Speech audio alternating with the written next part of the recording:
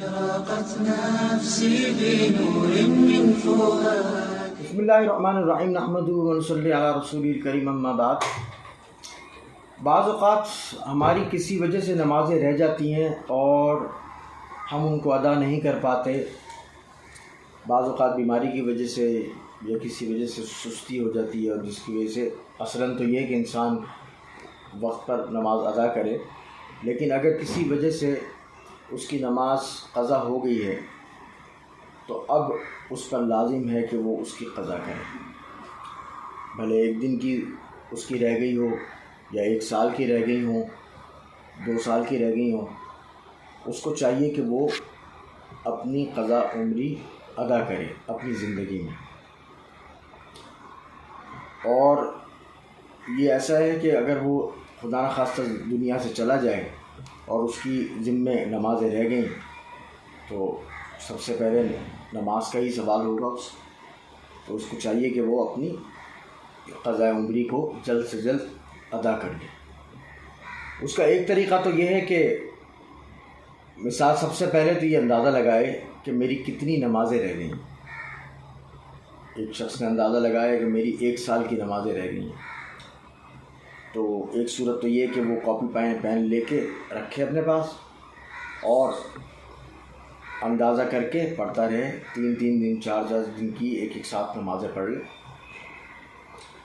اور دوسری صورت جو آسان علماء لکھتے ہیں وہ یہ کہ جو نماز فرض نماز چل رہی ہیں ان کے ساتھ ایک قضا نماز کو ایڈ کر لیں. مثال کے طور پر آج کے ظہر کی نماز اس نے ادا کی، تو اب جو اس کی قضا نماز ظہر کی رہ گئی ہے وہ اس کو ساتھ شامل کر لیں.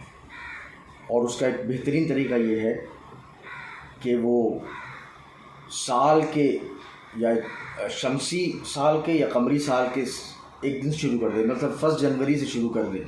اس کی 1 سال کی نمازیں رہ گئی تھیں، اب اس نے 1 جنوری 2022 کو جو ہے نا وہ شروع کی، اور اس نے یہ سوچا کہ جی میری جو 2020 کی جو نمازیں رہ گئی تھیں ایک ایک کر کے وہ قضا کرنا شروع کر دیا. تو اس طرح پورا سال میں ہر نماز کے ساتھ اس کی ایک نماز ادا ہوتی چلی جائے گی. اور یہ بھی ذہن میں رہے کہ ویسے تو نمازیں 5 فرض ہیں، لیکن ساتھ ساتھ جو ہے وطر کی نماز بھی ایک اضافی ہے، یعنی 6 نمازیں ہو گئی اس کی.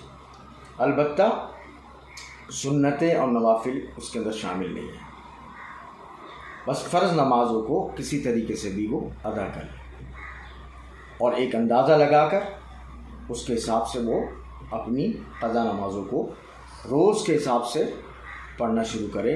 اور احتیاطاً اچھا یہ ہے کہ اب تھوڑا سا زیادہ اندازہ لگائے. مثال کے طور پر اس کے ذہن میں آ رہا ہے کہ جی میری 1 سال کی نمازیں رہ گئی ہیں، تو 1 مہینہ اور ایڈ کر لے کہ ہو سکتا ہے کہ کہیں آگے پیچھے نہ ہو گیا.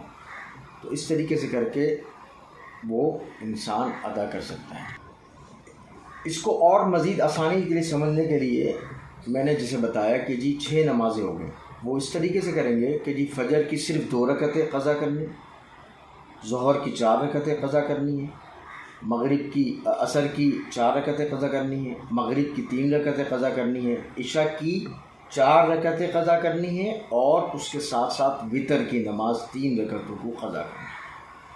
تو اس طریقے سے 6 نمازیں بن گئیں اور وہ روزانہ کے حساب سے ادا کرنا شروع کر دے.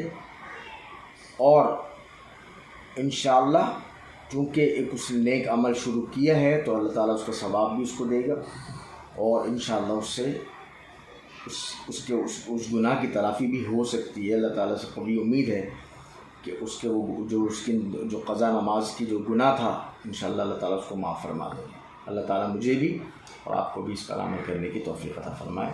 جزاک اللہ. السلام علیکم. أشرقت نفسي بنور من فؤاد.